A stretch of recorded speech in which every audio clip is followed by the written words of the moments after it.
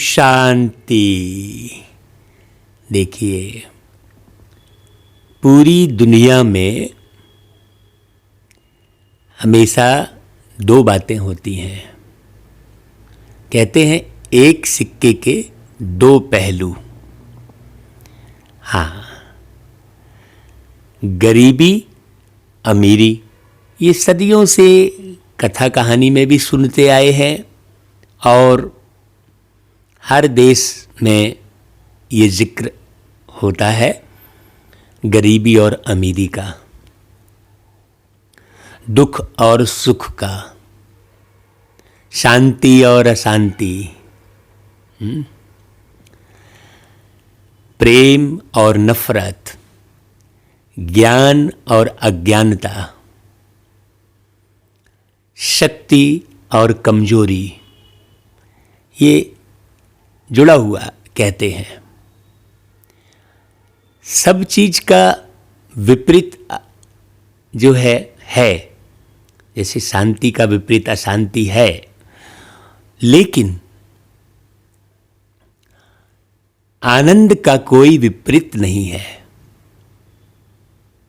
आनंद परमानंद में पहुंच सकता है, लेकिन आनंद का कोई विपरीत नहीं है। परमात्मा को सत चित आनंद स्वरूप कहते हैं। ये बड़ी समझने की बात है। ये जो हम बातें कर रहे हैं, इसके पीछे रहस्य यही है कि यदि हम विपरीत जो शब्द है या जो परिस्थिति है, विपरीत परिस्थिति से विपरीत शब्द बने हैं, वो क्यों पैदा हो रही है। जैसे उदाहरण के तौर पर शरीर में बीमारी क्यों लग रही है, बार बार हम बीमार क्यों पड़ रहे हैं। हमने बीमारी का इलाज ढूंढा, दवाइयां निकाली, लेकिन जिस कारण से बीमारी हो रही है उस कारण को खत्म नहीं किया।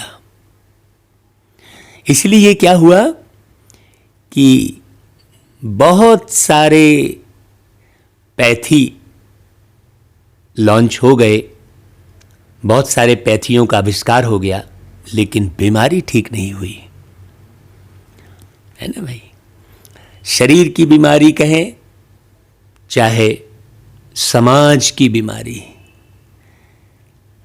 जो कुवृत्ति पैदा हुई है, जो गरीबी बढ़ी है, उसका कारण क्या है।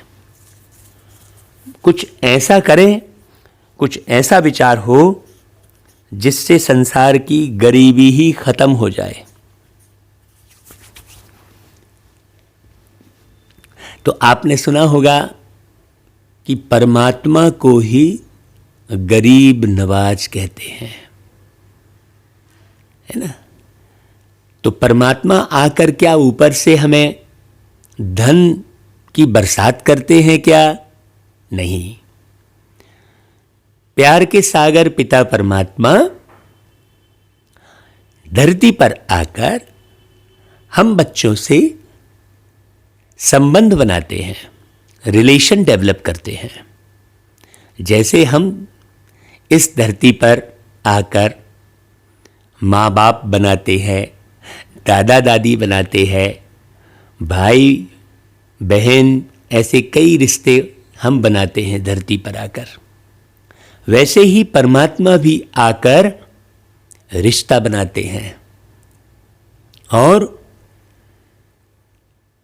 हमारी गरीबी का कारण बताते हैं और उस कारण पर जीत हासिल करने के लिए बहुत सुंदर विधि सिखाते हैं।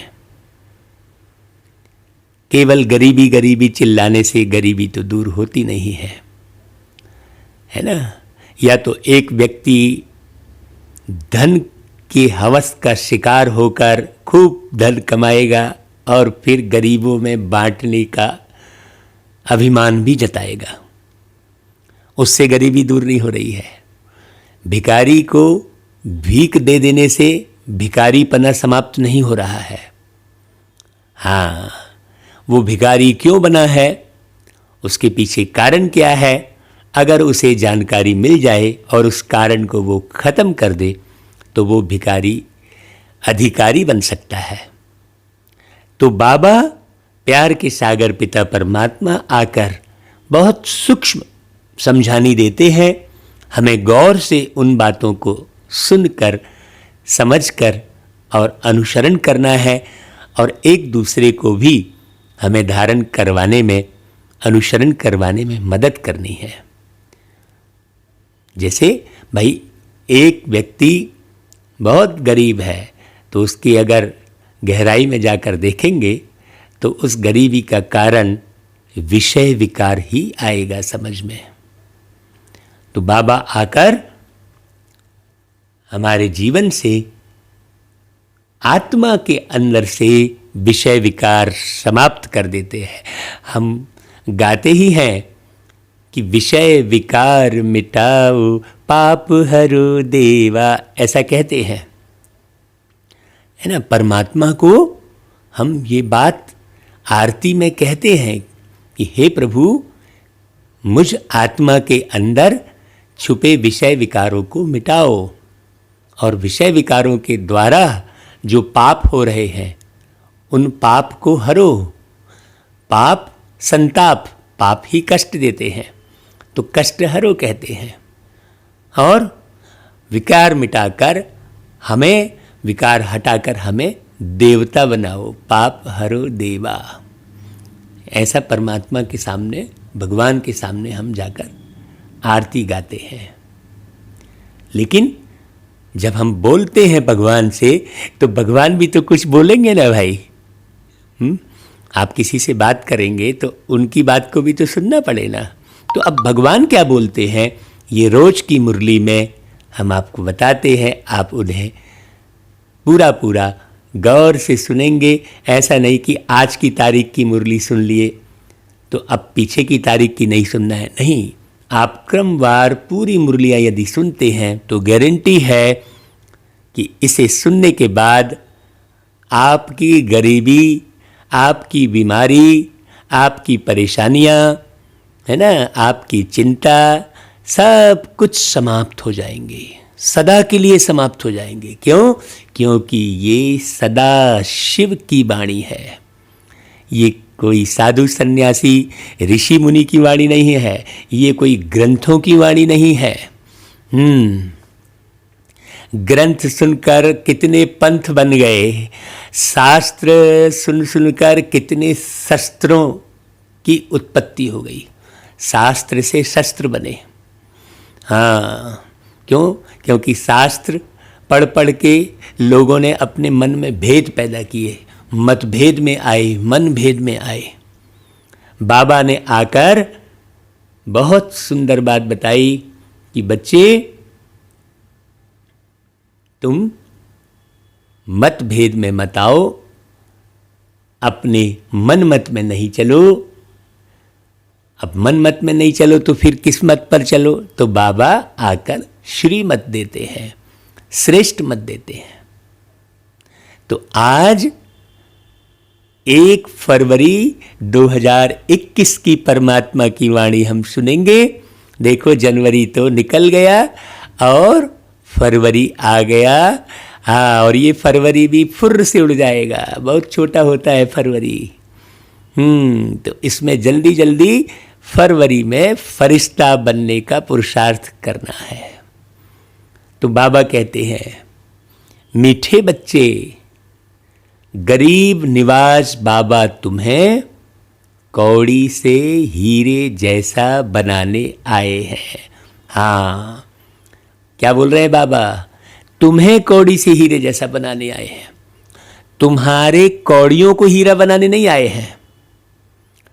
देखो इसमें कितनी गहरी बात है। मतलब तुम कौड़ी के समान हो गए हो, अर्थात तुम्हारे अंदर मूल्यों का पतन हो गया है, तुम्हारा कोई मूल्य नहीं रह गया है, कौड़ी के समान हो गए हो। मूल्य अर्थात गुण, गुण पूरे समाप्त हो गए हैं। और गुण समाप्त होने के कारण तुम गरीब हो गए हो। तो बाबा आकर गुणों को बढ़ाते हैं, और हीरे जैसा बनाते हैं, मतलब मूल्यवान बनाते हैं आपको।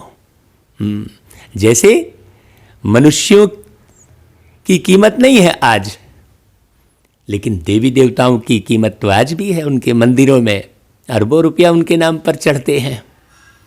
तो देखो, जब उनकी मूर्तियों पर इतना धन इकट्ठा होता है, तो जब वो साकार में होंगे तो कितने नहीं धनवान होंगे। तो प्यारे बाबा, कौड़ी से हीरे जैसा हम मनुष्य आत्माओं को बनाने आए हैं, है ना। तो उनके लिए क्या करना है आपको? उनके लिए सदा उनकी श्रीमत पर चलो, कहते हैं बाबा। तो श्रीमत हम सुनेंगे तब ना। अब श्रीमत भागवत ज्ञान यज्ञ सप्ताह करते हैं, लेकिन उसमें तो कथा होती है बहुत, और कथा का अर्थ भी नहीं मालूम। बस उस कथा में पड़ जाते हैं कि ऐसा हुआ, वैसा हुआ, हुआ होगा कि नहीं हुआ होगा, कई सारे फंतासी तो हुआ हुआ करते हैं। तो हुआ हुआ कौन कहता है? जंगल का सियार। बाबा कोई हुआ हुआ नहीं कहते हैं। बाबा आकर हमें श्रेष्ठ मत देते हैं, श्रेष्ठ विचार देते हैं। उसमें कहानी और कथा की कोई बात ही नहीं है। अच्छा भाई, बाबा अब कहाँ से शुरू कर रहे हैं? बाबा कहते हैं, देखो, पहले पहले तुम्हें सभी को कौन सा एक गुह्य राज समझाना चाहिए। बाबा बच्चों से पूछ रहे हैं कि भाई सारी जनता को, जितनी भी आपके संसार में आत्माएं हैं, जो हमारे भाई हैं, उनको कौन सा गुह्य राज पहले समझाना चाहिए। तो आज का उत्तर बड़ा अनोखा है। बाबा कहते हैं, बाप दादा का राज तुम्हें पहले पहले समझाना चाहिए। तुम जानते हो, यहाँ हम बाप दादा के पास आए हैं और यह दोनों इकट्ठे हैं। भाई जैसे लौकिक में जो है, किसी भी व्यक्ति का हक किस पर रहता है? उसके बाप दादा पर रहता है। पोते का हक दादा के ऊपर, बच्चे का हक बाप के ऊपर रहता है ना भाई। तो हम आत्माएं भी परमात्मा को यदि बाप दादा के रूप में देखते हैं तो कितना हमें अधिकार मिल जाता है। लेकिन हम प्रभु, भगवान, अल्लाह, परमात्मा, परमेश्वर कहकर दूर हो जाते हैं। संबंध नहीं रह जाता। संबंध से ही प्राप्ति है ना। दुनिया में भी संबंध बनाते हैं भाई। जिसका जिससे संबंध होगा तो बड़ा सहज होगा उसको जीवन जीना। और किसका किसी से संबंध ही नहीं रहता है तो बिल्कुल भिखारी की तरह घूमता रहता है वो। क्यों? उस आत्मा का किसी से संबंध नहीं रह गया। आप देखते हैं। तो बाबा भी आकर बाप दादा, हाँ, साकार में ब्रह्मा दादा और शिव बाबा बाप, तो दोनों इकट्ठे हैं। बाबा कहता है ये समझने की ज़रूरत है कि भाई ब्रह्मा बाबा भी कौन? ब्रह्मा बाबा भी कोई एक शरीर नहीं, दोनों आत्माएं, शिव पिता परमात्मा और ब्रह्मा बाबा आत्मा, दोनों इसमें बैठे हैं, शिव परमात्मा और ब्रह्मा आत्मा। तो पहले पहले यह गुण राज सबको समझाओ कि यह बाप दादा इकट्ठे हैं और इसमें यह दादा भगवान नहीं है, मतलब वो शरीर भगवान नहीं है और न उस शरीर में बैठी आत्मा भगवान है। भगवान कौन है? शिव भगवान है। मनुष्य कभी भगवान होता नहीं। भगवान कहा जाता है निराकार को। यह बाप है शांति धाम में रहने वाला। अच्छा भाई, गीत क्या बजा? आखिर वह दिन आया आज। हाँ, ये गीत आप पूरा सुनिएगा। ओम शांति। बाप दादा द्वारा अर्थात शिव बाबा ब्रह्मा दादा द्वारा समझाते हैं, यह पक्का कर लो। हाँ, नहीं तो कई सोचते हैं अरे ये तो हम जानते हैं। अब जो कोई ब्रह्मा बाबा को जान रहा होगा उसे विश्वास ही नहीं होगा, परिवार के सदस्यों को विश्वास ही नहीं होगा कि इनके तन में भगवान आए। क्यों? क्योंकि वो बहुत साल से उन्हें अलग रूप में देख रहे थे। कोई उनको दादा के रूप में देख रहे होंगे, कोई बाप के रूप में देख रहे होंगे, कोई चाचा मान रहे होंगे, अरे वो तो मेरे चाचा है, कहाँ उनके अंदर भगवान, ये तो ऐसा ही है। ऐसा जो है भ्रम पैदा होता है। तो बाबा आकर कहते हैं सबसे पहले ये पक्का कर लो। भाई यहाँ भी जैसे मुरली सुनाते हैं तो लोग बस यही समझते हैं कि ये मुरली कहाँ से प्रसारित हो रही है। अरे भाई कहाँ से प्रसारित हो रही है ये मत देखो, कौन सुना रहा है ये मत देखो, मुरली किसकी चल रही है ये देखकर और समझकर सुनो। और अर्थ सहित मुरली अगर बताई जा रही है, एक एक शब्द का अर्थ अगर समझेंगे तभी तो आप इस अर्थ पर अर्थ को बचा सकेंगे। अर्थ समझकर इस अर्थ पर अर्थ को बचा सकेंगे। देखो अर्थ के 3 अर्थ हुए ना भाई, एक अर्थ मतलब धन, दूसरा अर्थ मतलब पृथ्वी, और तीसरा अर्थ मतलब भावार्थ। तो बाबा कहते हैं कि लौकिक संबंध में बाप अलग और दादा अलग होते हैं। बाप से दादा का वर्षा मिलता है, कहते हैं दादे का वर्षा लेते हैं। लेकिन परमात्मा है गरीब नवाज। गरीब नवाज उनको कहा जाता है जो आकर गरीबों को सिरताज बनाए। तो पहले पहले पक्का निश्चय होना चाहिए कि यह कौन है, तब फिर बहुत लगन से मुरली सुनेंगे। गरीब नवाज है ना भाई, बाबा आए हैं ये पक्का होना चाहिए। देखने में तो साकार मनुष्य है, इनको यह सब ब्रह्मा कहते हैं। तुम सब ब्रह्मा कुमार कुमारियां हो। जानते हो हमको वर्षा शिव बाबा से मिलता है, जो समझ गया है अच्छे से।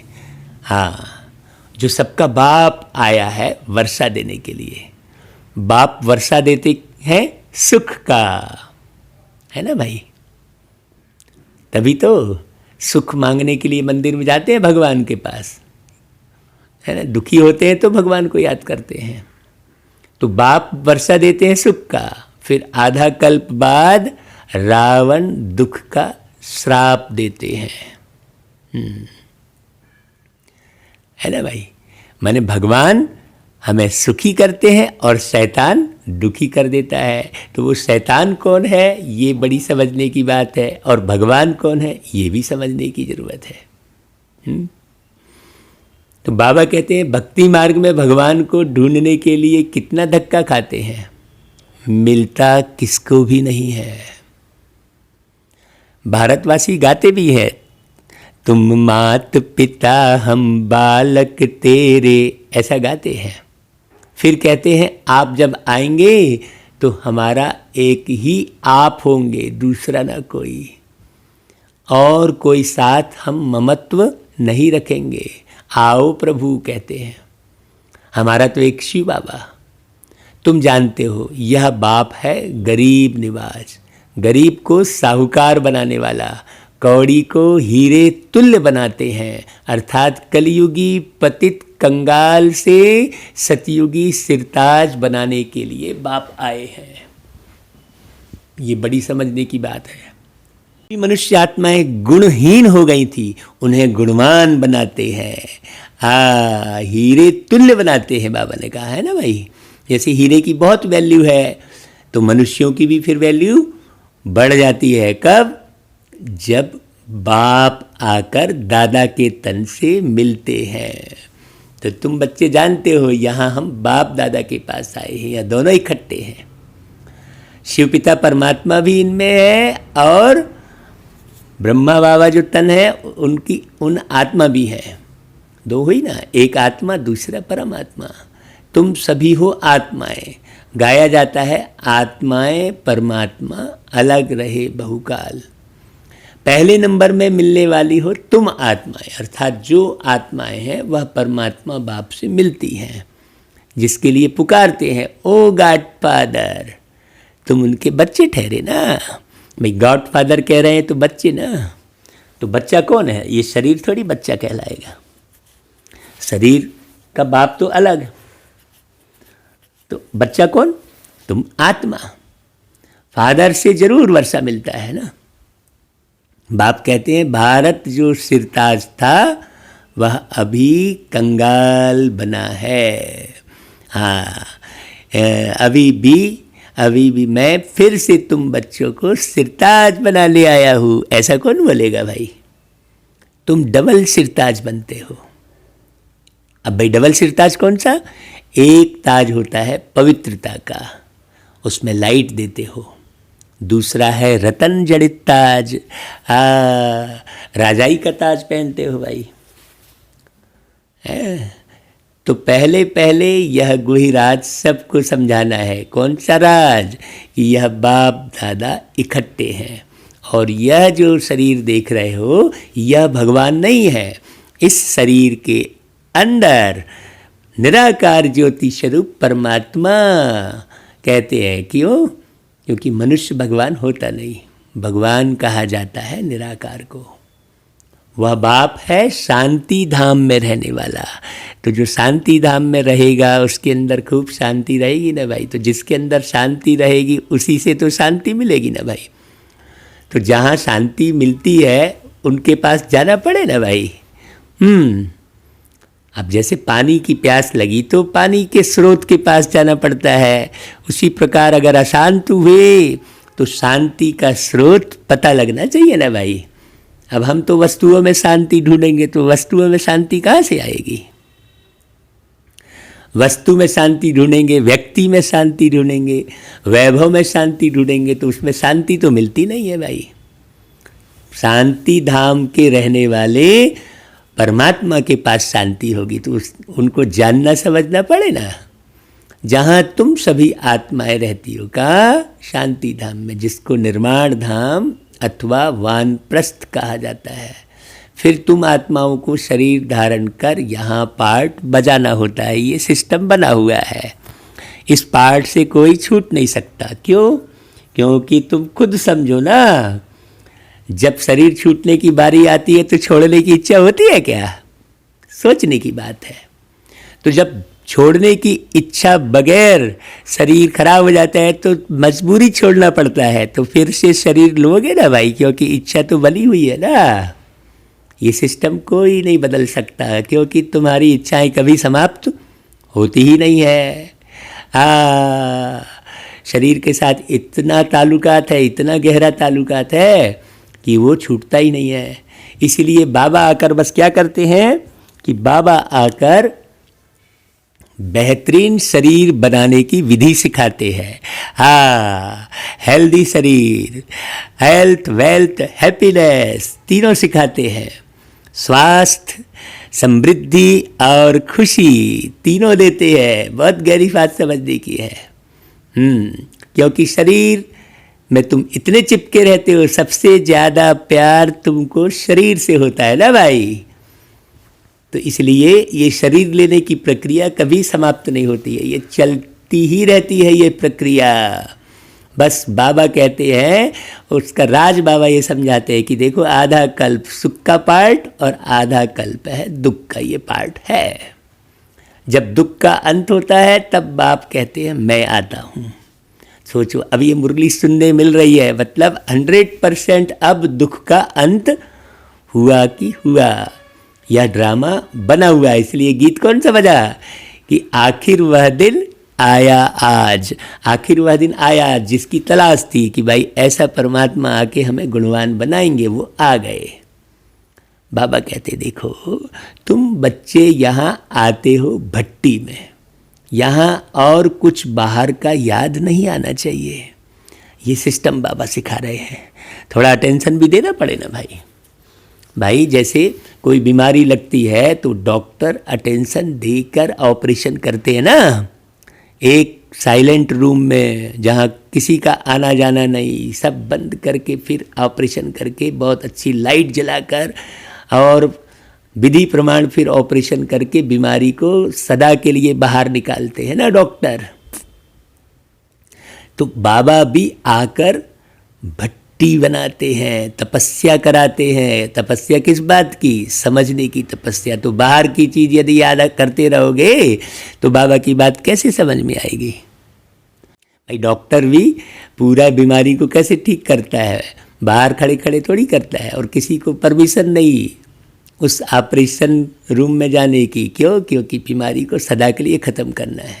तो ऐसा ही आप बाहर के विचारों की परमिशन मत दो अपने मन में आने के लिए। हाँ, बाबा देखो क्या बोल रहे हैं, यहाँ संबंध बनाया बाबा ने।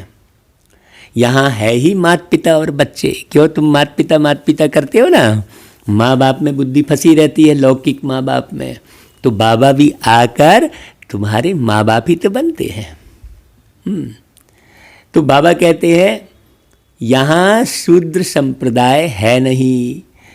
बाबा के पास आने के बाद सारी शूद्रता छोड़नी होती है। तो बाबा कहते हैं कि जो ब्राह्मण नहीं है उनको शूद्र कहा जाता है, उनका संग तो यहाँ है ही नहीं। यहाँ है ही ब्राह्मणों का संग। हाँ, ब्राह्मण बच्चे जानते हैं कि शिव बाबा ब्रह्मा द्वारा हमको नरक से स्वर्ग की राजधानी का मालिक बनाने आए हैं। अब हम मालिक नहीं हैं क्योंकि हम पतित हैं। अभी बाबा बनाने आए हैं। हम पहले पावन थे, फिर 84 का चक्र लगाए, सतो रजो तमो में आए हैं। ज्ञान नहीं था ना भाई, तो नीचे ही उतरते चले गए। ज्ञान तो आकर संगम पर प्यारे बाबा ने दिया। सतयुग में ज्ञान की प्रारब्ध पाते हैं, ज्ञान थोड़ी होता है भाई। इसका मतलब देवी देवताओं को ज्ञान थोड़ी होता है, वो तो एक बहुत सुंदर बाबा के द्वारा बनाई हुई दुनिया है, देवी देवताओं की दुनिया। बाबा ही मनुष्य से देवता बनाते, इसलिए कहते हैं मनुष्य से देवता किए करत न लागी वार। तो बाबा कहते हैं देखो 84 जन्मों का हिसाब पूरा लिखा हुआ है, कब कब तुम कितने जन्म लेते हो। बाबा ने आकर पूरा समझाया। बाप बैठकर बच्चों को समझाते हैं, भाई जब तक गणित समझ में नहीं आएगा तब तक गणितज्ञ कैसे बनेंगे भाई, एक एक गणना कैसे करेंगे। तो बहुत शॉर्ट में गणित की शुरुआत की जाती है ना भाई, ऐसा थोड़ी है कि बहुत सारे अंक एक साथ लेके गणित बना सकेंगे। भाई जीरो से ही तो शुरू होती है गिनती, तो उस जीरो को समझना पड़े ना। अब कहेंगे नहीं हम जीरो से क्यों शुरू करें, तो थोड़ी बात बनेगी। हाँ, जीरो से शुरू होती है गिनती और फिर 100 तक जाती है, तो 100 में भी एक के बाद 2 जीरो ही है? सोचने की बात है। तो इस जीरो को मतलब इस सृष्टि चक्र को बहुत अच्छे से समझना पड़े। चाहे वो 84 जन्मों के हिसाब में समझो, चाहे तुम 84 लाख के जन्म के हिसाब में समझो, लेकिन 84 जन्मों के हिसाब में समझने से आसानी होगी भाई, जल्दी समझ में आएगा। और 84 लाख बोल दोगे तो कहाँ समझ में आएगा, कब तक समझते बैठे रहोगे, समझ में ही नहीं आएगा।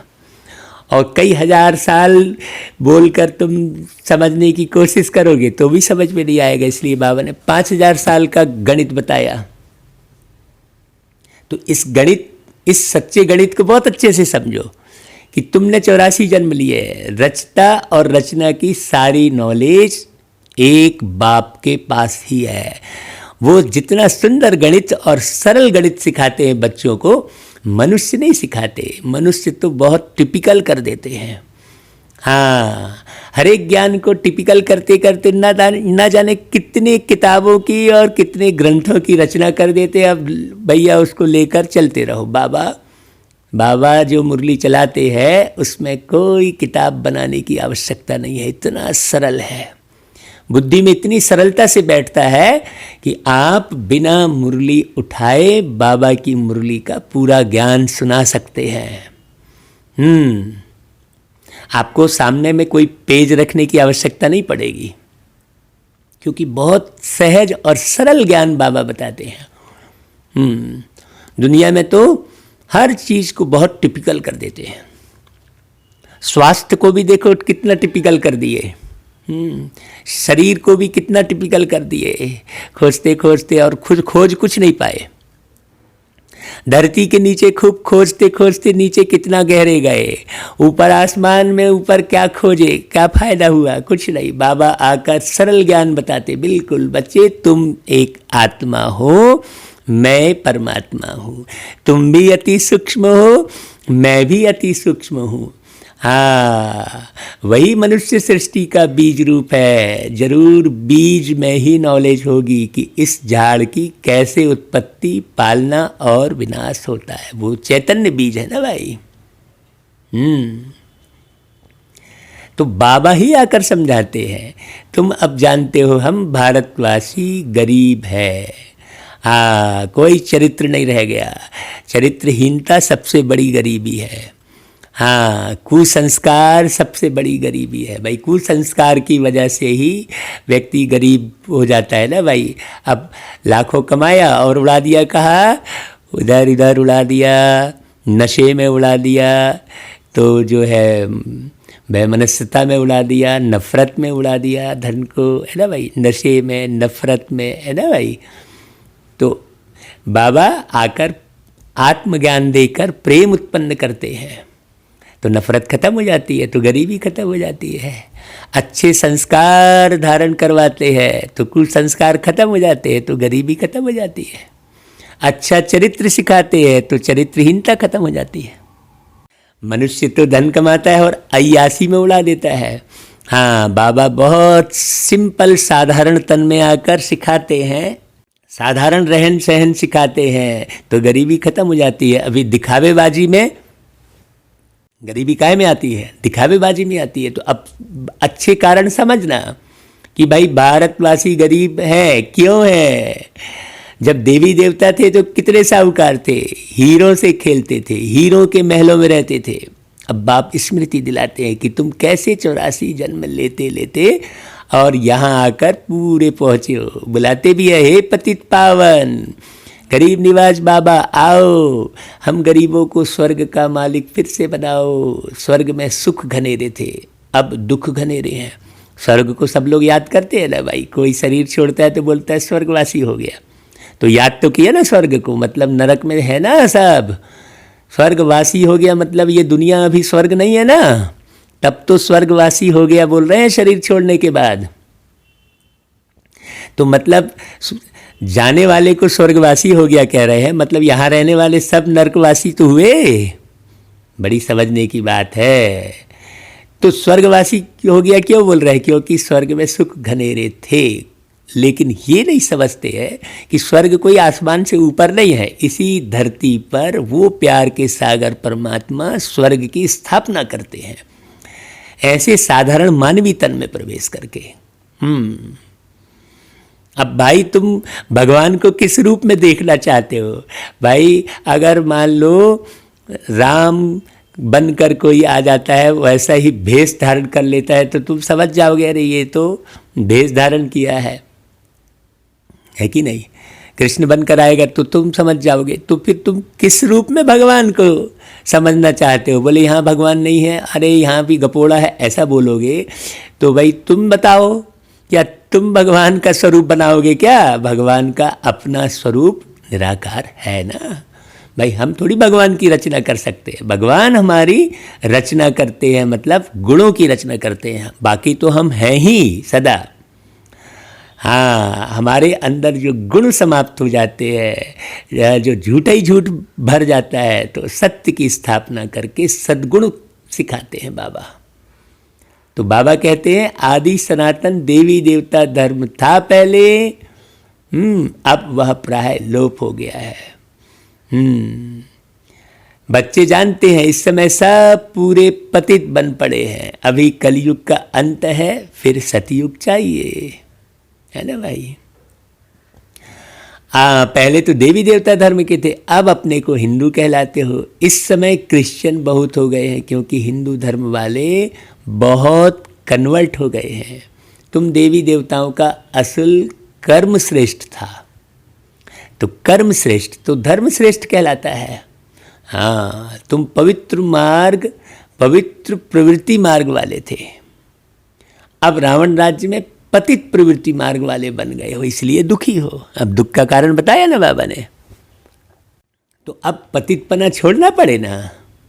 हाँ, तो बाबा कहते हैं सतयुग को कहा जाता है शिवालय। क्यों? क्योंकि शिव भगवान ने उसको स्थापित किया, शिव बाबा का स्थापन किया हुआ स्वर्ग। बाप कहते हैं मैं आकर तुम बच्चों को शूद्र से ब्राह्मण बनाए, तुमको सूर्यवंशी चंद्रवंशी राजधानी का वर्षा देता हूँ। देखो, जो शूद्रपना था, जो शूद्र कर्म कर रहे थे हम, तो यह बाप दादा है, इनको भूलो मत। शिव बाबा ब्रह्मा द्वारा हमको स्वर्ग के लायक बना रहे हैं, क्योंकि पतित आत्मा तो मुक्ति धाम में जा ना सके। लोग सोचते हैं फलाना मुक्ति धाम पधारा या स्वर्ग सिधार गया, ऐसा कहते हैं, जबकि यहाँ से निकलने के बाद कोई ऊपर नहीं जाता, वापस यहाँ ही जन्म ले लेते हैं और ऊपर से नए आते रहते हैं, इसलिए जनसंख्या बढ़ती चली जाती है। तो जब तक पावन ना बने तब तक मुक्ति धाम जा नहीं सकते। और पावन कैसे बनेंगे? जब तक पावन परमेश्वर धरती पर ना आए तब तक कोई पावन बन नहीं सकता। तो बाबा कहते हैं कि देखो भाई, मैं आकर तुमको पावन बनने का रास्ता बताता हूँ। मैं तुमको पदमपति स्वर्ग का मालिक बनाकर गया था पहले भी। ऐसा कोई बोलेगा क्या भाई कि मैं तुमको स्वर्ग का मालिक बनाकर गया था? ऐसा बोलेगा कोई? बाबा कह रहा है देखो, बरोबर तुमको स्मृति आई है। क्या भाई स्मृति आई है कि नहीं? अभी देखो अंदर अच्छे से। हाँ, जो खूब बार सुनेंगे तब स्मृति आती है।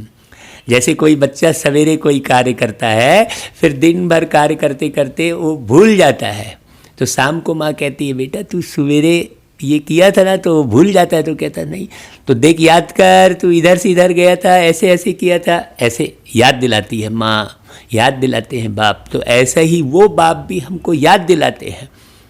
सतयुग में हम थे, फिर घूमते घूमते यहाँ पहुँचे हैं, ये बेहद की बात है।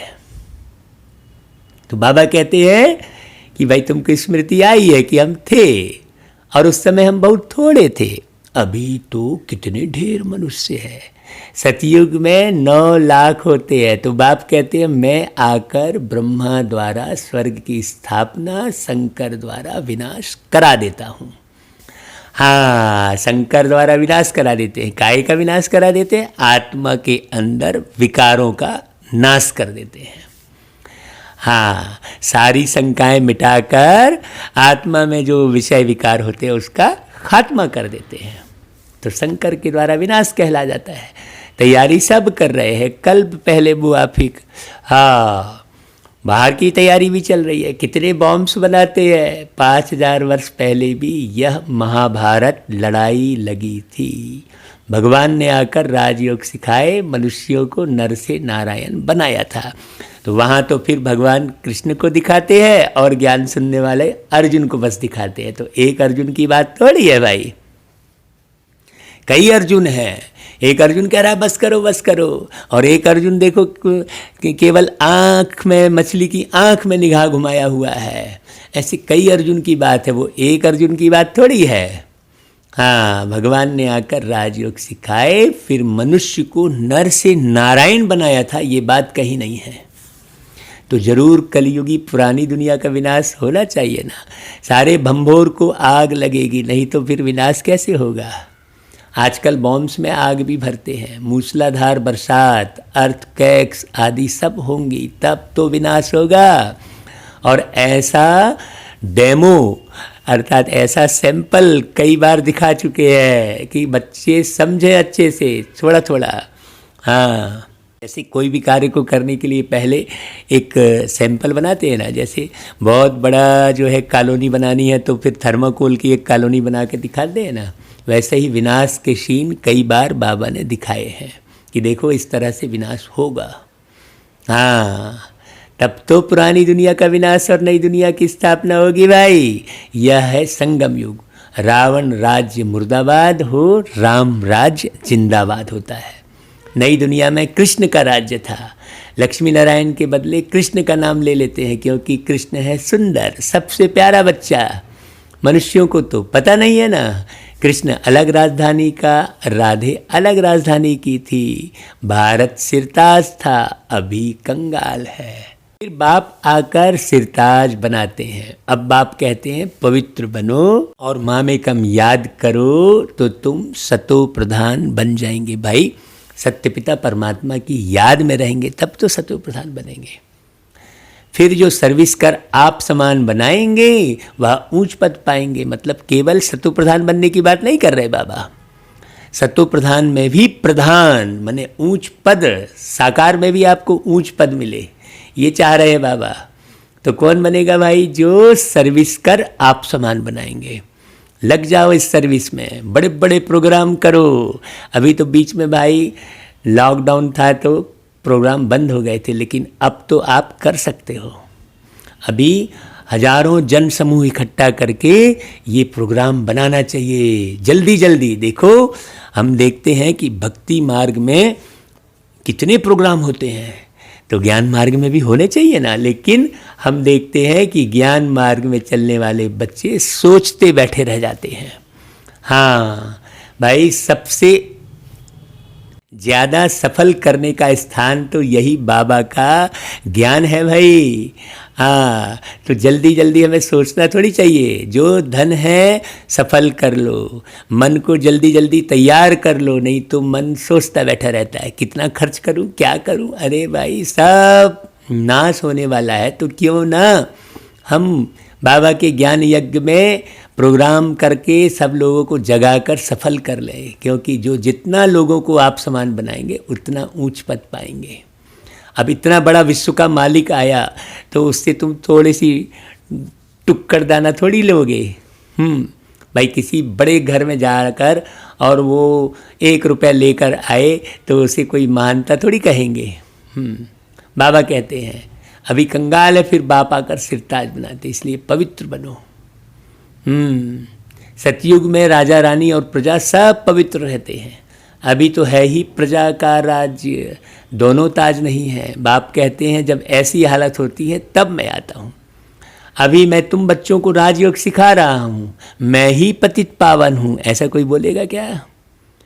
बाबा कहता है अब तुम मुझे याद करो तो तुम आत्मा से खाद निकल जाए, फिर सतो प्रधान बन जाएंगे। अभी श्याम से सुंदर बनना है, सोने में खाद पड़ने से वो काला हो जाता है, तो अब खाद को निकालना है। तो सोने की खाद कैसे निकालते? आग में डालते हैं ना। तो वैसा ही यहाँ पर योग अग्नि से आत्मा की खाद निकालनी है। बेहद का बाप कहते हैं तुम काम चिता पर बैठ काले बन गए हो, अब ज्ञान चिता पर बैठो और सबसे ममत्व मिटा दो। तुम आशिक हो मुझ एक मासूक के। भगत सब भगवान को याद करते हैं। सतयुग त्रेता में तो भक्ति होती नहीं, वहाँ तो है ज्ञान की प्रालब्ध। जो यहाँ से ज्ञान उठाते हो, जितना उठाते हो, जितना लुटाते हो, उसी आधार पर तुम्हें वहाँ प्रालब्ध मिलती है। बाप आकर ज्ञान से रात को दिन बनाते हैं। रात मतलब अज्ञानता। ऐसे नहीं कि शास्त्र पढ़ने से दिन हो जाएगा। हाँ, वह है भक्ति की सामग्री। शास्त्र पढ़ने से दिन होता है तो कलयुग अंधेरा ही क्यों बढ़ता चला जाता? शास्त्र तो कितने रच डाले। तो ज्ञान सूर्य प्रगटा अज्ञान अंधेर विनाश कहते हैं। तो ज्ञान सागर पतित पावन एक ही बाप है। वह आकर सृष्टि चक्र का ज्ञान बच्चों को समझाते हैं और योग सिखाते हैं, संबंध बनाना सिखाते हैं कि भाई अब दैहिक संबंध छोड़ आत्मिक संबंध स्थापित करो। हाँ, आत्मीयता बढ़ाओ। ईश्वर के साथ योग लगाने वाले योग योगेश्वर और फिर बनते हैं राज राजेश्वर, राज राजेश्वरी। तुम ईश्वर द्वारा राजाओं का राजा बनते हो। जो पावन राजाएं थे फिर वही पतित बनते हैं। आपे ही पूज्य फिर आपे ही पुजारी बन जाते हैं। अपनी ही मूर्ति की पूजा सामने करते बैठे हैं। अभी महात्मा गांधी भी कहीं ना कहीं जन्म ले लिए तो 2 अक्टूबर को पता चला वही आत्मा अपने ही पुरानी मूर्ति में माला डाल रही है ना भाई? उसे पता थोड़ी है। आत्मा तो भूल गई कि मैं ही महात्मा गांधी था, भूल गई भाई। अब जितना हो सके याद की यात्रा में रहना है, याद करना है कि भाई मैं क्या था और अभी क्या बना हूँ और बनाने वाला कौन। तो मैं कौन, मेरा कौन, ये मुख्य ज्ञान है। जैसे आशिक माशूक को याद करते हैं ना, जैसे कन्या की सगाई होने से फिर 1-2 को याद करते रहते हैं ना भाई। पहले याद नहीं करती थी, फिर सगाई हो गई तो हाँ, अभी यह जो माशूक है उनके तो बहुत आशिक है। अभी सगाई कर लो भाई बाबा से।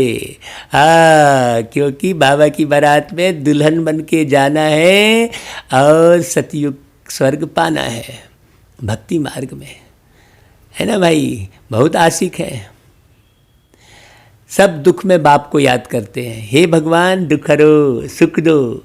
यहाँ तो ना शांति है ना सुख है, सतयुग में दोनों है। अभी तुम जानते हो हम आत्माएं कैसे 84 का पार्ट बजाते हैं, ब्राह्मण देवता क्षत्रिय वैश्य शूद्र, है ना, बनते हैं ना भाई। ऐसा 84 का पार्ट बजाते हैं। 84 की सीढ़ी बुद्धि में है ना। अब 84 लाख नहीं है, 84 का पार्ट बजाते हैं। उसमें हम ब्राह्मण, अभी सबसे पहला पार्ट ब्राह्मण का पहला जन्म, अभी ब्राह्मण का जन्म हो गया एक शरीर में बैठे बैठे, फिर इससे देवता, फिर क्षत्रिय, त्रेता युग में क्षत्रिय, फिर वैश्य, हाँ फिर शूद्र बनते हैं कलयुग में शूद्र। 84 की सीढ़ी बुद्धि में है ना। अब जितना हो सके बाप को याद करना है, समझ तो गए। तो बाप को याद करेंगे तो पाप कटेंगे। कर्म करते हुए भी बुद्धि में बाप की याद रहे। बाबा से हम स्वर्ग का वर्षा ले रहे हैं, बाप और वर्षे को याद करना है, याद से ही पाप कटते जाएंगे। जितना याद करेंगे तो पवित्रता की लाइट आती जाएगी, खाद निकलती जाएगी। बच्चों को जितना हो सके टाइम निकाल याद का उपाय करना है कि भाई हर बार बाबा की याद आती रहे, चाहे गीतों के द्वारा कर लो भाई, हाँ मुरली के माध्यम से कर लो, सवेरे अमृत बेले बाबा को याद करो। सवेरे सवेरे का टाइम अच्छा मिलता है, क्यों? सवेरे निगेटिव वाइब्रेशन नहीं रहते हैं। यह पुरुषार्थ करना है। भल गृहस्थ व्यवहार में रहो, बच्चों की संभाल आदि करो, परंतु यह अंतिम जन्म पवित्र बनो, काम चिता पर नहीं चढ़ो। भाई अंतिम जन्म समझो ना, ताकि फिर नया जन्म सीधे सतयुग में हो। जल्दी जल्दी स्थापन करोगे तब तो नया जन्म सतयुग में होगा। हाँ बाबा अभी अंतिम जन्म कह रहे हैं, तो इसे समझो कि भाई अब मुझे फिर से इस पुरानी पतित दुनिया में जन्म नहीं लेना है। हाँ ये पक्का करके शरीर छोड़ोगे तब ना, नहीं तो फिर यही जन्म लेते रहोगे, फिर सतयुग बनेगा कब? तो बाबा कहता है यह पढ़ाई बहुत ऊंची है, इसमें सोने का बर्तन चाहिए, मतलब साफ बुद्धि चाहिए, बिल्कुल सोने की तरह। हाँ मूल्यवान बुद्धि चाहिए, साफ स्वच्छ तो चाहिए, मूल्यवान भी होनी चाहिए। ऐसा नहीं बुद्धि कुछ भी निर्णय ले रही है, हाँ बुद्धि में पतितपना भरा हुआ है। बाबा कहते हैं देखो तुम बाप को याद करोगे तो सोने का बर्तन बनते हो, याद भूलने से फिर लोहे का बर्तन बन जाते हो। बाप को याद करने से स्वर्ग के मालिक बनेंगे। यह तो बहुत सहज है, इसमें पवित्रता मुख्य है। हाँ जब तक काम नहीं छोड़ोगे तब तक राम की बात समझ में नहीं आएगी। याद से ही पवित्र बनेंगे और सृष्टि चक्र को याद करने से स्वर्ग का मालिक बनेंगे। तुम्हें घर बार नहीं छोड़ना है भाई। बाबा कभी घर गृहस्थी नहीं छुड़ाते हैं, गृहस्थ व्यवहार में रहना है। बाप कहते हैं देखो तुम 63 जन्म पतित दुनिया में रहे हो ना, तो अब शिवालय अमरलोक में चलने के लिए तुम यह एक जन्म पवित्र रहे तो क्या हुआ भाई? तो एक जन्म तो रह जाओ। बाबा कहता है बहुत कमाई हो जाएगी। 5 विकारों पर जीत पानी है, तभी जगत जीत बनेंगे। वो गीत गाते ना, भीख मांगने आया तेरे दर, जगत का पालन हारा रे, जगत का पालन हारा। मैं आज तेरा मेहमान, कर ले रे मुझसे जरा पहचान, भगत भर दे रे झोली। तो भगवान जो है काय की भीख मांग रहा है तुमसे। देखो बाबा अपने बच्चों को कितना प्यार करते हैं, बार बार कह रहे हैं बच्चे 5 विकारों पर जीत पानी है तभी जगत जीत बनेंगे, नहीं तो पद पा नहीं सकेंगे। बाप कहते हैं भाई मरना तो सबको है, तो पावन बन के मरो तो अच्छी बात है ना भाई। यह अंतिम जन्म है, फिर तुम जाए नई दुनिया में राज्य करेंगे। बाबा को देखो समझाने की कितनी कशिश है बाबा के अंदर। हीरे जवाहरातों की खानियां भरपूर हो जाएंगी। हाँ मैंने ऐसा थोड़ी, बाबा समृद्ध बनाते हैं। जैसे ही गुणवान होगा व्यक्ति, अपनी गंदी आदतों को छोड़ेगा तो धनवान बनेगा ना भाई। अब किसी की गंदी आदत पड़ी हुई है तो गंदी आदतों के कारण ही वो गरीब है। हाँ, नहीं तो कमाता तो वो भी है। हमने इसका उदाहरण पिछली मुरलियों में दिया है, आप सुनना। वहाँ तुम हीरे जवाहरातों से खेलते रहेंगे तो ऐसे बाप के बनकर उनकी मत पर भी चलना चाहिए ना। श्रीमत से ही तुम श्रेष्ठ बनेंगे, रावण की मत से तुम भ्रष्टाचारी बने हो।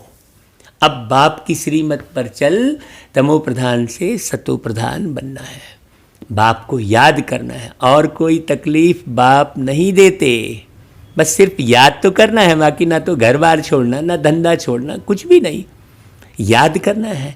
ना कोई माला उठानी है आपको, ना कोई अगरबत्ती जलानी है, ना कोई नारियल फोड़ना चढ़ाना है। देखो कितनी सिंपल सी बात है। भक्ति मार्ग में तो तुमने बहुत धक्के खाए, हाँ, न जाने कितने कितने कर्मकांड किए। अभी तो बाबा कहता है सिर्फ बाप को याद करो और सृष्टि चक्र को याद करो, उन्हें जानो सृष्टि चक्र को। भाई स्वदर्शन चक्रधारी बनो, सृष्टि चक्र को जानेंगे तो स्वदर्शन चक्रधारी बनेंगे ना। भाई मैं एक आत्मा कैसे कैसे पार्ट बजाई, ये जब जानेंगे तो चक्रधारी बनेंगे। तो बाबा कहता है स्वदर्शन चक्रधारी बनूं, माने अपने दर्शन करो मैं क्या कर रहा हूँ, कैसा कर रहा हूँ, सुबह से लेकर शाम तक कौन से विचार कर रहा हूँ। ऐसी हिरी हुई है आत्माएं कि फुर्सत ही नहीं है। हाँ, बाबा कहता है अगर ऐसा करोगे तो 21 जन्मों के लिए चक्रवर्ती राजा बन जाएंगे। कर लो कमाई 21 जन्मों की, सुनना भाई वो गीत। अनेक बार तुमने राज्य लिया है और गंवाया है। हाँ, बाबा याद दिला रहे, भाई तुमने अनेक बार राज्य लिया है ना, तो तुम ले सकते हो, पीछे क्यों हट रहे हो। अनेक बार लिया है, कोई पहली बार थोड़ी बाबा आया है। बाबा हर कल्प में आ रहा है, बस बात इतनी है कि बहुत समय के बाद बाबा आते हैं।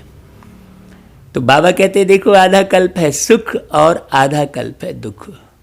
बाप कहते हैं मैं कल्प कल्प संगम पर आता हूँ, तुमको सुखधाम का मालिक बनाता हूँ।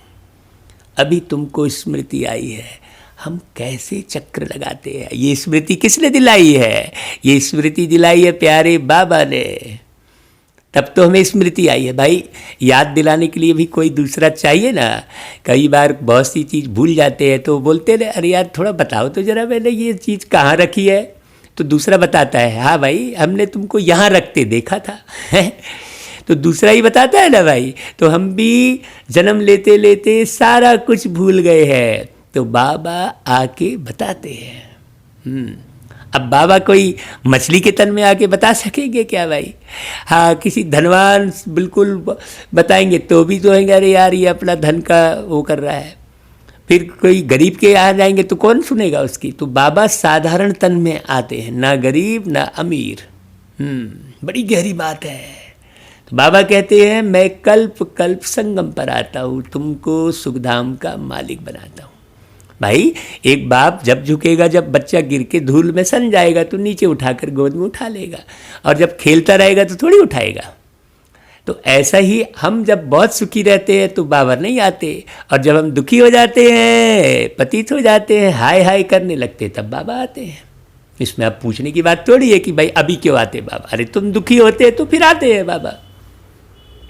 तो यह चक्र बुद्धि में रखना है कि हम कैसे चक्र लगाते हैं। बाप है ज्ञान का सागर, हाँ पूरी सृष्टि का ज्ञान बताते हैं। तुम यहाँ बेहद के बाप के सामने बैठे हो, ऊंच से ऊंच भगवान प्रजापिता ब्रह्मा द्वारा तुमको वर्षा देते हैं। अब तुम इसमें यही समझने लगते हो ये भगवान हम कैसे माने। हम थोड़ी बोल रहे हैं भाई कि आप इस तस्वीर को भगवान मानो। कई लोग इसी में मूंझते हैं। भाई वो तस्वीर तो इसलिए लगाई है कि तुम पूछोगे भाई कौन से तन में आए थे, तो दिखाने के लिए वो तस्वीर रख दी है। अब तुम उसी तस्वीर में ही मूंझते रहोगे तो कैसे ज्ञान सुन पाओगे। तो बाबा कहता है भाई अब विनाश होने के पहले बाप को याद कर लो और पवित्र बनो। अच्छा भाई, फिर बाबा याद प्यार देते हैं अपने बिछड़े हुए बच्चों को। बाबा माता पिता बनकर, बाप दादा बनकर याद प्यार देते, गुड मॉर्निंग करते। देखो बाबा है ना, रूहानी बच्चों को नमस्ते करते बाबा। तो हम सब रूहानी बच्चे भी अच्छा पुरुषार्थ करके नमस्ते करें, ऐसा नहीं फॉर्मेलिटी तौर पर नमस्ते कर लिए। हाँ, पवित्र बनकर बाबा को नमस्ते करे। बाबा को नमस्ते करने लायक भी तो बने। हाँ, किसी बड़े आदमी के पास जाते हैं तो बड़ा बनकर जाना पड़ता है ना भाई, अच्छे से जाना पड़ता है, तब तो नमस्ते कर सकोगे, नहीं तो नमस्ते भी नहीं कर सकोगे आप भाई, है ना। वैसी योग्यता भी धारण करनी पड़े। अच्छा भाई, फिर धारणा के लिए सार देखो बाबा ने क्या सार बताया। हम तो कहेंगे आप फिर से मुरली सुनो और खुद का सार निकालो, क्या आपने उठाया इस मुरली से। बाबा कहते हैं निरंतर बाप की याद में रहने के लिए बुद्धि को सोने का बर्तन बनाना है। कर्म करते भी बाप की याद रहे। क्यों? क्योंकि भाई याद से ही पवित्रता की लाइट आएगी। याद नहीं रहेगी तो फिर रावण तुम्हें पतित बना देगा, मतलब पुराने संस्कार फिर आ जाएंगे। बहुत अटेंशन देना। दूसरा, मुरली कभी मिस नहीं करनी है। हाँ, क्योंकि मुरली यदि मिस करोगे, आप सुनते सुनते भी मुरली मिस कर रहे हो। आप देखो, मुरली कभी मिस नहीं करनी है, कहा बहुत गहरी राज है। हाँ, सुनते सुनते भी बुद्धि इधर भाग गई तो वो शब्द मिस हो गया ना आपका।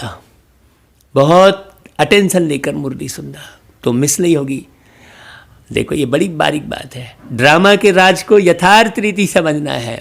हाँ, स्वयं को यथार्थ रीति समझना है भाई। कौन से पद के लायक अभी तक तुमने पुरुषार्थ किया है, ऐसे ही थोड़ी बस पुरुषार्थ। हाँ ठीक है, ओके, हाँ जो मिल जाएगा चलेगा, ऐसा नहीं। भगवान आया तो महामूर्ख कहलाएंगे ना भाई, उसमें जो मिल जाएगा चलेगा नहीं, लग कर पुरुषार्थ करना। एक एक श्रीमत जो बाबा ने कहा उसको पालन करके पुरुषार्थ करना। ये तो चलेगा वो तो चलेगा नहीं। तो ड्रामा के राज को यथार्थ रीति समझना। कहीं मूंझना भी नहीं। कोई गलती कर रहा है करने दो, तुम अपना यथार्थ रीति समझकर ड्रामा समझो भाई उसको। कहीं तुम मूंझ रहे हो तो ड्रामा समझो। बहुत गहरी बात है। भट्टी में कुछ भी बाहर का याद ना आए। हाँ भाई, हमने उदाहरण दिया ना ऊपर भाई, कैसे डॉक्टर जो है ऑपरेशन करता है तो बाहर बिल्कुल नहीं रहता, वो पूरा ध्यान ऑपरेशन में रखता है। तो हम भी अपने मन को ऑपरेट करें, ऑपरेशन करें, अपनी बुद्धि को ऑपरेट करें। जब आप अपने मन बुद्धि को ऑपरेट करेंगे तो सब जगह से कोऑपरेशन मिलेगी। हाँ, सब कोऑपरेट करेंगे। फिर आप मन बुद्धि को अपने ऑपरेट करना सीख जाओ मुरली के द्वारा। बहुत गहरी बात है। अच्छा भाई, फिर बाबा सतगुरु बनकर वरदान देते हैं। स्वयं पर बाप दादा को कुर्बान कराने वाले। देखो, वरदान भी कितना गजब का है भाई। तुम्हारे ऊपर बाप दादा कुर्बान जाए। हाँ, गीत गाया, वो बाबा कुर्बान है हम पर रोशन ये जहां, जिनके दम पर वो बाबा कुर्बान है हम पर रोशन ये जहां, जिनकी एक झलक पाने को दुनिया तरसती है, जिनकी एक झलक पाने को दुनिया तरसती है। उनकी स्नेह भरी नजरें हम पर बरसती है, उनकी स्नेह भरी नजरें हम पर बरसती है। हमारा हो गया अधिकार अब हर जन्म पर, वो बाबा कुर्बान है हम पर रोशन ये जहां। ऐसा देखो, ये अनुभव से ये स्वर निकला है। ये हम कोई गीतकार नहीं है, कोई गायक नहीं है, कोई संगीतकार नहीं है। ये अंदर से स्वर अपने आप प्रस्फुटित हुआ है। ट्रेन में जा रहे थे, अब बाबा से मिलने जा रहे थे, तो ट्रेन में नहाते नहाते ये गीत बना। फिर हम बाहर कंपार्टमेंट में आए, फिर हमने कहा निकालो भाई डायरी जल्दी, ये गीत बना है। क्यों? फिर क्योंकि दुनिया में झंझावत बहुत है ना, अच्छे शब्द आते और फट से वास हो जाते। इसलिए भैया जब भी आपके अंदर अच्छा चिंतन आए, अभी तो मोबाइल आपके हाथ में है, लिख डालो उसे तुरंत। पहले तो हम डायरी और पेन हमेशा साथ में लेके चलते थे। हाँ, अभी तो निरंतर बाबा की मुरली सुनना और सुनाना यही कार्य चल रहा है। तो अब शब्दों का तो कोई मने रोला नहीं है, किसी बात की कोई कमी नहीं है। धनवान बना दिया बाबा ने, बाप मिला सब कुछ मिला। बन के बाबा आपके हम कितने धनवान हुए, दिल का नाता जुड़ा जब से हर गम से अनजान हुए। हाँ, बन के बाबा आपके हम कितने धनवान हुए। भैया हम ज़्यादा गीत नहीं सुनाते, हाँ, नहीं तो फिर आप राग में चले जाओगे, आवाज़ में चले जाओगे, बाबा को भूल जाओगे। हाँ, इसलिए गीतों से भी वैराग्य आ गया भाई हमारा। तो ऐसा लगे अब क्या गीत वीत गाना है भाई। हाँ, इतना बड़ा संग मिल गया। तो बाबा कहता है इसी खुमारी व नशे में सब कुछ त्याग करने वाले ज्ञान स्वरूप भव। क्यों? बाप मिला सब कुछ मिला। निश्चय बुद्धि बच्चे बाप द्वारा जब खुशी, शांति, शक्ति व सुख की अनुभूति करते हैं तो लोक लाज की भी परवाह न कर सदा कदम आगे बढ़ाते रहते हैं। नहीं तो बोलेगा अरे यार मैं ये कपड़े कैसे पहनूं, मैं ये जूता कैसे पहनूं। अरे जब कृष्ण कन्हैया से मिलने सुदामा गए थे तो उनको कोई होश नहीं था कि फटी धोती है कि फटा पैजामा है कि किधर जा रहे हैं। हाँ, लोक लाज की परवाह नहीं करते। संतन के बीच बैठ लोक लाज खोई, मेरे तो गिरधर गोपाल दूसर ना कोई। भाई मीरा तो महलों की रानी थी, तो क्या उसने कोई लोक लाज देखी क्या? आज तो लोग दिखावेबाजी करते हैं। अरे हम इस कार में जाएंगे तो ज़्यादा फर्क पड़ेगा। अरे भाई तुम निर्विकार बनेंगे तो ज़्यादा फर्क पड़ेगा, वो कार में जाने का फर्क नहीं पड़ेगा। लेकिन कितने भ्रम में है कि महंगी कार में जाएंगे, महंगा सूट पहनेंगे। अरे भगवान समझ लो अच्छे से, कार में नहीं निर्विकार बनो, क्योंकि बाबा निर्विकार है। हाँ, कार में नहीं निराकार बनो। बड़ी गहरी बात है, अभी तो उलझे हुए है बेकार में और कार में। हाँ, बहुत गहरी बात है। बाबा कहते हैं लोक लाज की परवाह नहीं करो तो सदा कदम आगे बढ़ाते रहेंगे। उन्हें दुनिया का सब कुछ तुच्छ असार अनुभव होता है जो बाबा के नशे में रहते हैं।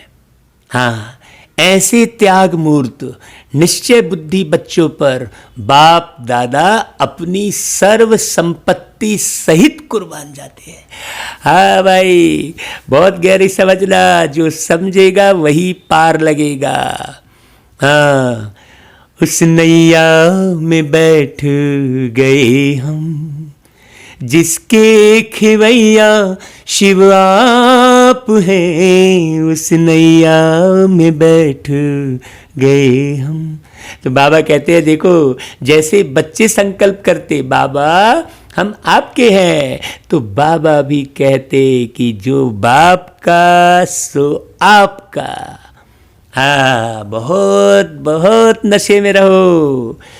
अच्छा भाई, फिर बाबा स्लोगन सुनाते हैं सॉल्ट में। भाई विस्तार में समझो या सॉल्ट में समझो, जैसा भी समझना है समझो, जल्दी जल्दी देर न करो। छोड़ो पुराने संस्कार, छोड़ो सारे विकार।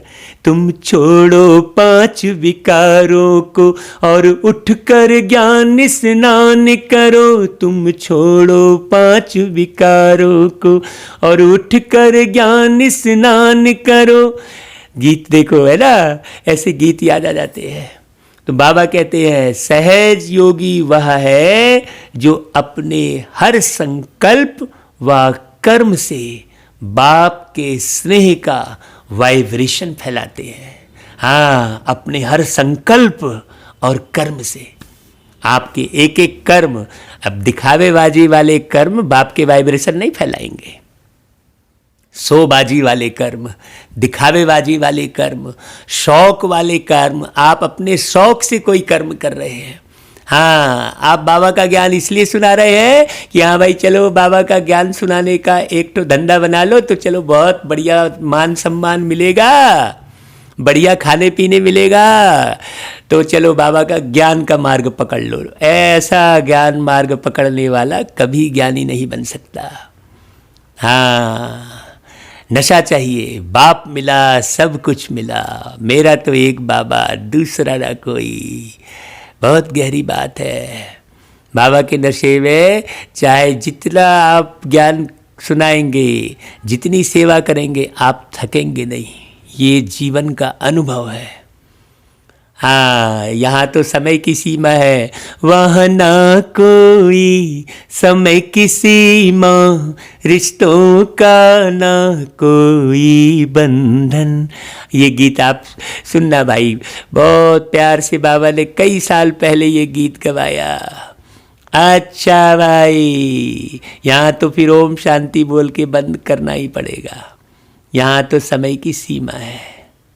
ओम शांति, ओम शांति।